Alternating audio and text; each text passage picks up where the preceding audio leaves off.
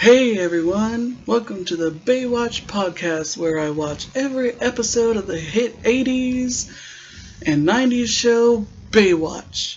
I'm your host DJ. Let's get started with this fantastic episode. Forever and always, I'm always here. This episode aired on October 13th, 1989, and it's called Second Wave, and features not one, but two before they were stars. And I will tell you who, and I'm so excited. Okay, so this episode starts off with a really stupid scene where these random guys and David Spade, famous for being on Saturday Night Live, Just Shoot Me, and various movies with the wonderfully talented Chris Farley. Chris Farley was great. We all miss him. He was so funny. Anyway, David Spade doesn't really get to do that much in this episode except look like he wants to kill people, which is kind of weird because he never comes across like that in any other thing he does, but in this, wow, he looks like a killer. But we'll get to why and how in a minute. Anyway, there's this weird opening scene where they're appearing to some surf god that the waves will be bitching the next day, which is something they say and also Shawnee says, which was, an 80s slang that everyone loved to say. Apparently even my mother and my aunt, meaning her sister, said it all the time, which I cannot imagine them saying that. But anyway,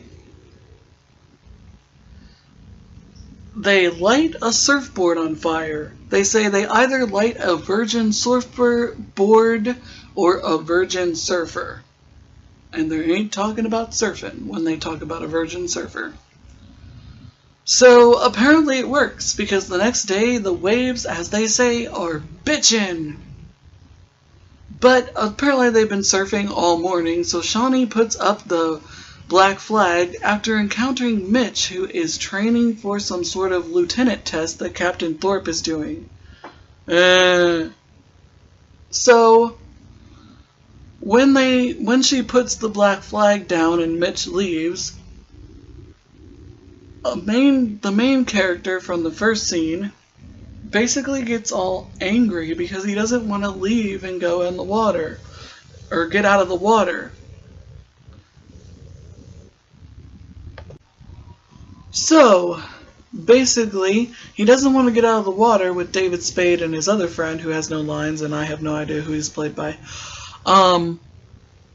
And so Shawnee's having a hard time, but then the leader collides in with some older man and they have a confrontation. Eddie, realizing he can help, runs to help Shawnee, but stops in his tracks when he spots the guy. Okay, I'm going to save you some time here, and this is going to be a very short episode because of this. Because it takes forever for you as the viewer when you're watching this episode to find out who the hell this guy is. So I'm going to save you some time. His name is Jimmy, and he was in foster care with Eddie. They apparently went into a liquor store just for fun, and Eddie wanted some chips. And of course, Jimmy wanted some beer. The owner wouldn't let Jimmy have the beer or let Eddie have the chips. So Jimmy threw the beer at the owner, which busted when it hit him or something. And so Jimmy went to jail for 3 years for attempted robbery. And Eddie got a slap on the wrist because, well, he didn't do anything. So Jimmy has made it his personal mission to make Eddie's life a living hell. He tells him that he knows where he is and can always find him now that he knows his shorts are red. He then shows up at Eddie's house and starts talking to Gina like him and Eddie are old friends, and that Eddie told him all about Gina. I have no idea how he found out where Eddie lives, but maybe he followed him, I don't know. Gina is oblivious to what is happening around her.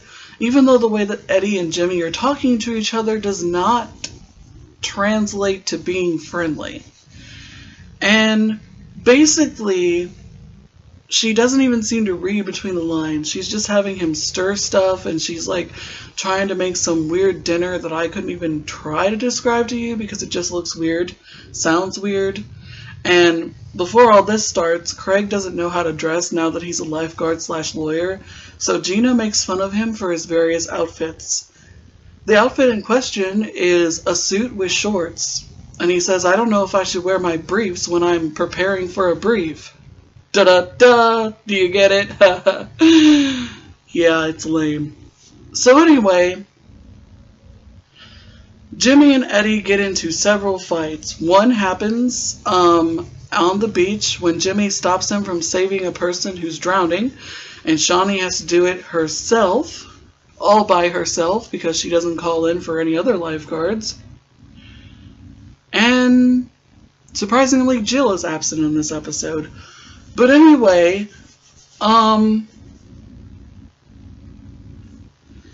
they have a fight there, and because Captain Thorpe and Mitch and Craig all show up when Eddie is beating Jimmy to a bloody pulp, they suspend him, and he still does not decide to tell Mitch or Captain Thorpe what's going on. I don't know why. I guess to build tension for the audience, even though I kind of blew it, but it kind of annoyed the hell out of me. Anyway, then Captain Thorpe puts his wisdom in by being an amoral jackass. We have no room for loners. We have no room for losers. Why didn't you just fire him? That's what I would have done. Why are you on the show? Anyway, they have after a freaking montage of Eddie basically brooding and thinking about everything that happened in the episode, including having a flashback to Jimmy during the opening, which he wasn't even present for and wouldn't even know he was standing in front of a fire, but okay. Decides to go to the bar and beat him up outside the bar. And he gets in some good punches too and almost destroys this front of this bar. He gets arrested, but the bar owner decides not to press charges because the other guy started it. So finally, being cornered by Mitch, Gina, and Craig, Eddie finally spills the beans and says that everything I said before, but to recap, they were in foster care together, went into a liquor store, Eddie wanted some chips, Jimmy wanted some beer, the owner wouldn't let them have either one, so Jimmy threw the beer at the owner, injuring him, and went to jail for attempted murder/robbery for 3 years, and Eddie got off scot-free. So, after this, Jimmy decides that Eddie owes him money, $1,000, I think, and Eddie decides to involve Goner and the police. But Jimmy sees right through this ruse and decides to get Eddie back a different way. When they're about to close up for the day, Shawnee decides to work up the courage to ask Eddie out on a date. Yeah, because this guy has been nothing but nice to you this whole time. Opening up, telling you about Jimmy and his problems. Yeah, the two of you have been best friends, skipping along the beach, all happy and stuff. Not? Why do you want to go out with him? And why are we shipping this couple again? Why do people love this couple again? I am so confused. Anyway, while they're talking in the lifeguard tower, all the windows in the tower all get closed. And before Shawnee and Eddie can react, the thing is already set on fire, even though the exterior shot doesn't show it yet. And then it's engulfed in flames. Shawnee and Eddie are not sure if they can get out. They douse themselves with water, but Shawnee's like, we're not going to get out of here, we're going to die. They're alerted that the phone is out at Tower 27, and all the lifeguards go to it. And for some reason, Goner's there too, and he chases after Jimmy. Shawnee and Eddie are able to jump out the door, and they live to tell the tale, and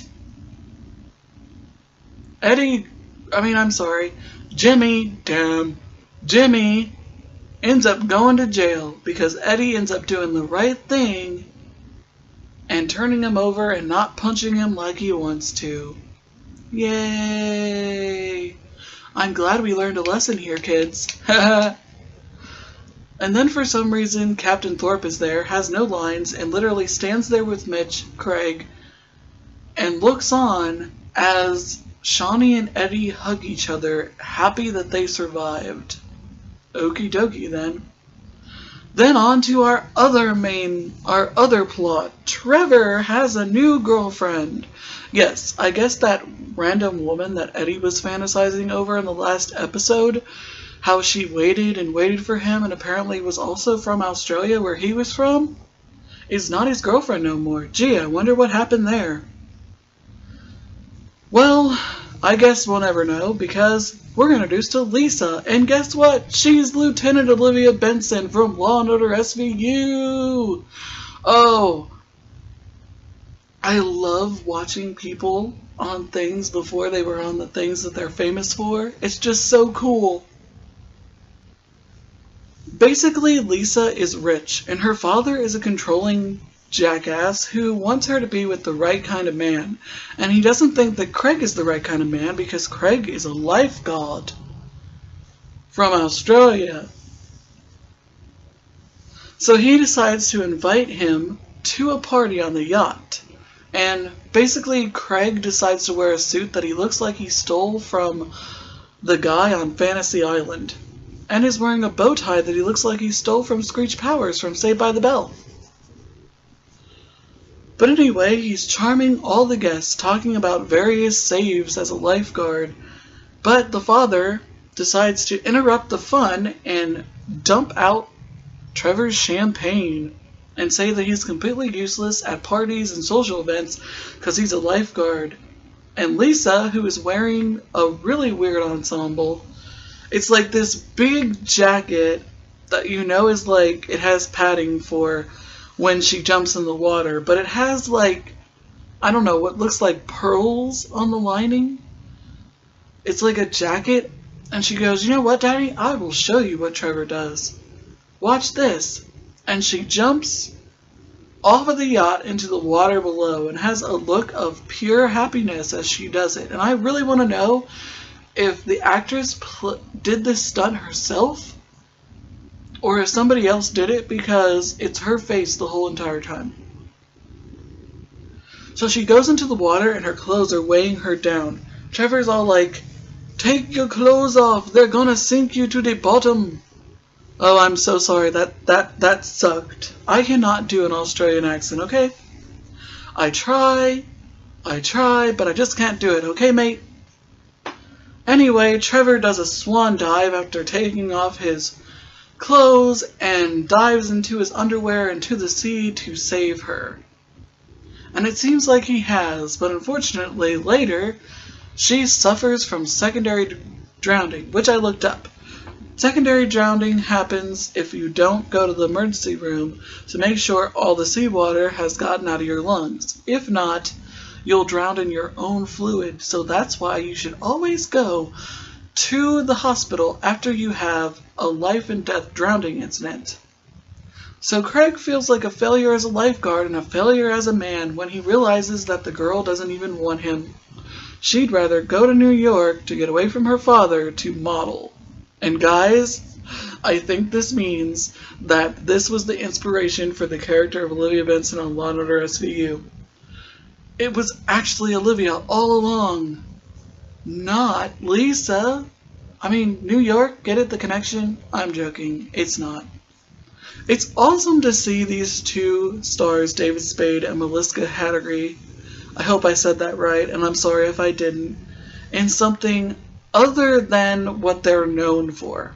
And it's always so cool to see something, an actor be in something, and you know that actor, and see them like Olivia, and I grew up with Olivia in Law & Order SVU, and to see her in other parts is always so fun.